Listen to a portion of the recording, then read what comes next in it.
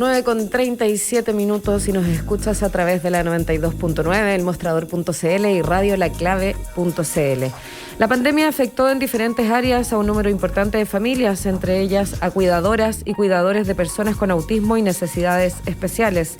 Esto porque se quedaron prácticamente sin redes de apoyo. En la Fundación Educativa CAI, Creatividad, Aprendizaje e Innovación, detectaron que en este grupo el 79% son madres, el 48% dice no tener apoyo profesional permanente y el 50% tiene a más de una persona a su cuidado. En este escenario crearon una red de apoyo online, ampliando el trabajo de la Fundación, que ofrece además programas de innovación educativa.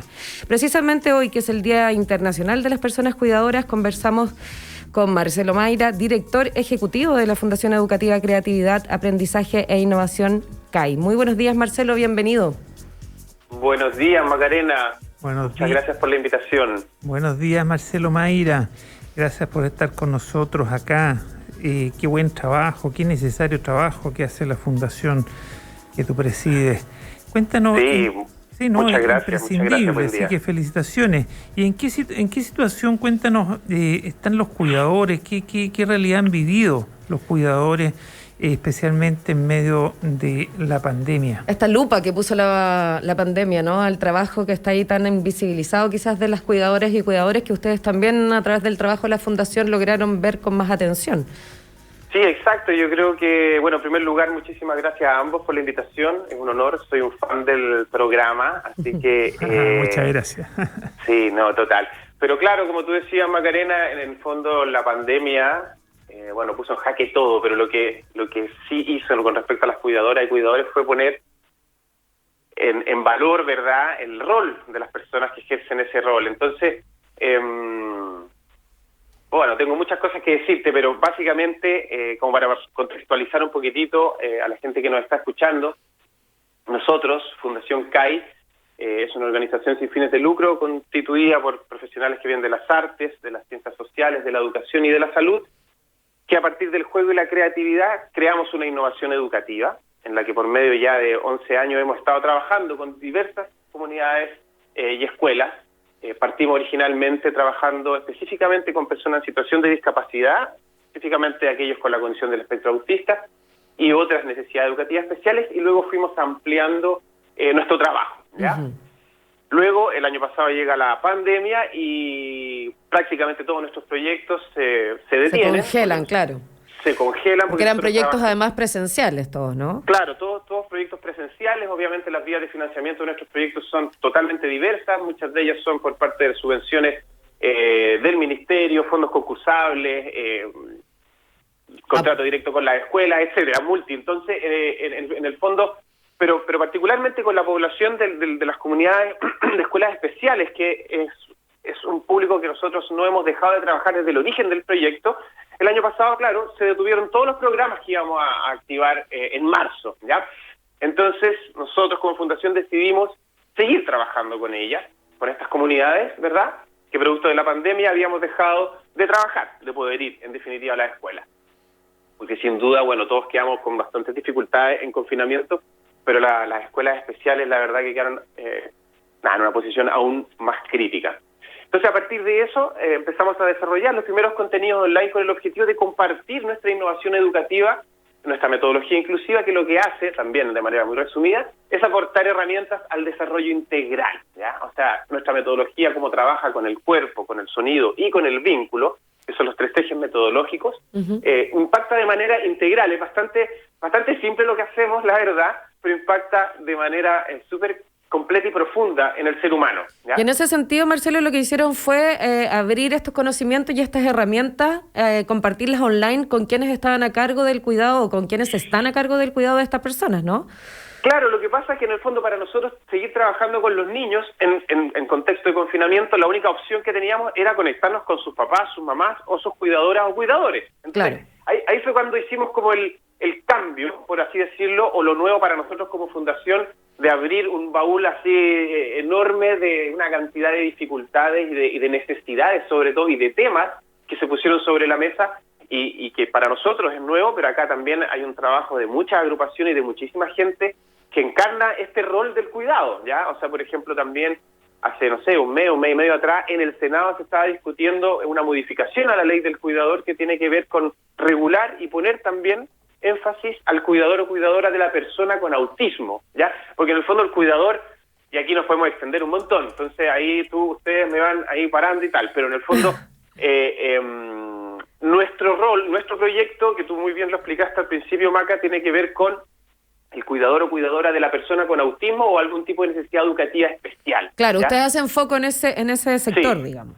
Sí, en ese sector, exacto, pero en el fondo a la red han llegado personas que tienen otras también necesidades, pero que es muy interesante, porque en el fondo ahí el rol del cuidador pasa a ser un rol mucho más transversal que tan específico propiamente tal. Entonces, es algo muy interesante, como muy palpitante en el sentido de las necesidades que puede tener un cuidador de una persona con autismo a una persona que también ejerce el rol de cuidador, por ejemplo, de una persona mayor, ¿ya? O sea, son cosas distintas, pero también tienen muchas cosas en común. Claro, o sea, tienen cosas en común y necesidades que no están muy cubiertas ni puestas en el debate público, encuentro yo, porque claro, nosotros es muy difícil ponerse en el lugar de alguien que supedita su vida al cuidado de otro, que no tiene ninguna posibilidad de independencia sin de ciertos actos, digamos, o acciones que a uno le parecen simples y cotidianas o fáciles de hacer, desde ir a lavarte los dientes de la mañana o ducharte, por ejemplo, necesidades que son súper básicas, esenciales, y que hasta que no nos toca cuidar a alguien no nos enteramos.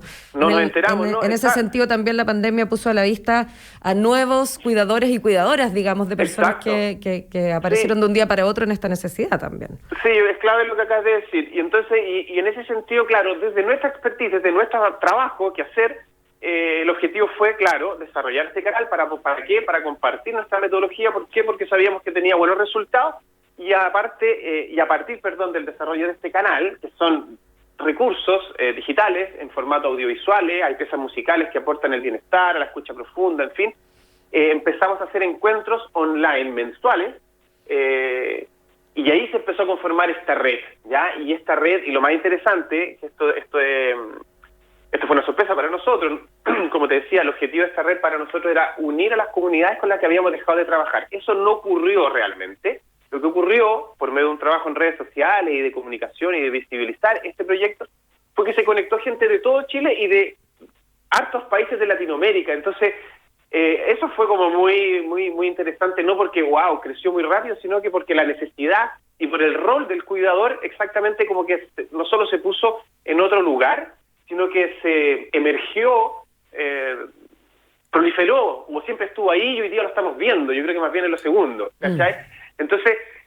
a partir de eso, fueron 7 meses el año pasado que trabajamos en relación al desarrollo de este canal y a estos encuentros online, gracias al apoyo de Fundación Olivo, que nos apoyó en esta primera etapa.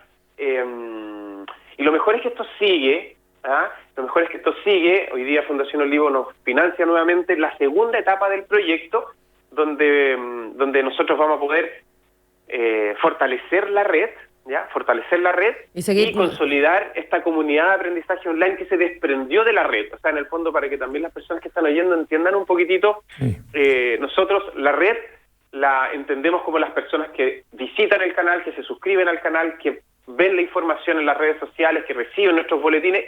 Es un número grande, ¿ya? Pero que no sabemos mucho el detalle. La caracterización así como hiper mega definida de ellos no lo sabemos, porque son miles de personas y están en distintos territorios de Latinoamérica, ¿ya? Oye, Marcelo, yo te voy a tener que, para que la audiencia esté informada. Estamos conversando con Marcelo Marín, director ejecutivo. Mayra, discúlpame. Fue un lapsus. Director ejecutivo de la Fundación Educativa Creatividad, Aprendizaje e Innovación, CAI. Oye, muy interesante la conversación, pero yo te escuché hace un rato que había un proyecto de ley en tramitación, y como en estas cosas es muy importante el trabajo de las organizaciones las ONG, organizaciones no gubernamentales, entre ellas las fundaciones y entre ellas la fundación que tú presides. Muy importante, pero también es muy importante el labor del Estado, ¿no? Y las políticas públicas. ¿En qué está el Estado en esto? ¿En qué está el proyecto de ley que mencionaste y qué pretende obtenerse con ese proyecto de ley de llegar a convertirse en ley de la República? Sí, no, es muy interesante. Igual, tú bien sabes que todos esos procesos son muy lentos. Estamos en un año mega intenso en relación a la actividad de nuestros queridos legisladores. Pero mira, lo interesante es que producto del trabajo de muchas personas, como decía, y de agrupaciones que ya vienen trabajando en el rol del cuidado, agrupaciones de cuidadores y cuidadoras, lograron hacer una modificación con respecto a la persona que cuida a otra persona que tiene una condición de discapacidad intelectual, ¿ya? Y eso lo robustece la ley. O sea, debería obviamente tener un grado de incidencia en la política pública que debe hacia mejorar la calidad de vida de estos cuidadores que cuidan a personas con este tipo de condición, que antes no estaba, digamos, como en la ley, digamos. Yo la verdad que no me conozco la ley textual, pero por lo que te digo, por este trabajo y este avance que ha hecho esta Comisión de Salud, esperamos de que salga algo bastante mejor de lo que está. O sea, en el fondo hay ciertas discusiones que son bien concretas, por ejemplo, flexibilizar los horarios de trabajo, entender que una persona que tiene a su haber un cuidado de un otro no puede tener el cumplimiento, comillas, normal de un horario de trabajo, por ejemplo. No, claro, en cosas concretas, esa una, por ejemplo, de todas maneras, pero por ejemplo también otros apoyos del Estado que deberían estar garantizados, ¿no? Como por ejemplo el diagnóstico temprano es algo muy importante, ¿ya? Y no solo el tema del diagnóstico, sino que fue el acompañamiento o el acceso después a la educación, sin duda. Hoy día también hay algo muy voy a aprovechar este momento de difusión, hay algo muy complejo sucediendo con las escuelas especiales que son, también está totalmente ligado a los cuidadores y cuidadoras, ¿verdad? Las escuelas especiales hoy día públicas reciben las subvenciones del Ministerio de Educación por parte de dos decretos, ¿ya? Estos decretos definen el diagnóstico del niño o niña, y en base a ese diagnóstico, definen la matrícula, la cantidad, la subvención está supeditada al diagnóstico, ¿se entiende? O sea, la escuela es, por ejemplo, un caso más concreto, nosotros trabajamos con ASPAU de la región metropolitana, que es una asociación bastante importante ya de larga data en Chile, que recibe a estudiantes con la condición del espectro autista y de sectores vulnerables, y hoy día ellos están con la dificultad que no están recibiendo las subvenciones que recibían hasta el año pasado por estos cambios de ley. Entonces, por un lado, se avanza por la ley de cuidadores, pero por otro lado hay toda una cosa muy compleja sucediendo en relación a la ley que regula las subvenciones de las escuelas especiales. O sea, trabas por una parte y avances por otro, pero que al final enlentecen o dificultan Dificultan bastante al final el funcionamiento y el quehacer hoy día, y sobre todo hoy día que estamos en una crisis sanitaria que no tiene para dónde todavía detenerse. Entonces, claro, volviendo al origen de la red de cuidadoras y cuidadores, y un poco también darle información para que sirva, para que sea de utilidad a las personas que nos están escuchando y que tienen personas conocidas cuidadoras o ellos mismos están en este rol. Lo interesante es que partimos ya esta semana la segunda etapa de este proyecto. El objetivo va a ser, como les decía, fortalecer la red y consolidar esta comunidad de aprendizaje que se desprendió de estos encuentros online que hacíamos con estas personas que se conectaron a la red. En ese sentido, yo creo que hay algo importante que no hemos dicho ninguno de los que estamos conversando. Está activa la página web llamada fundacioncai.net. Ahí adentro está la red online, donde ya están los materiales disponibles de la primera etapa y desde donde también van a poder acceder a los nuevos materiales que estás comentando ahora, ¿no, Marcelo?